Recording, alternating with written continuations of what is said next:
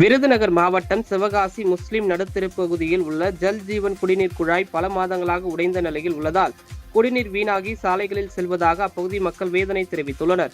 கடும் வெயில் காரணமாக குடிநீர் தட்டுப்பாடு நிலவி வரும் சூழலில் குடிநீர் வீணாக வெளியேறுவது அப்பகுதி மக்களிடையே அதிருப்தியை ஏற்படுத்தி உள்ளதாகவும் பலமுறை அதிகாரிகளிடம் புகார் அளித்தும் நடவடிக்கை இல்லை என குற்றம் சாட்டியுள்ளனர்.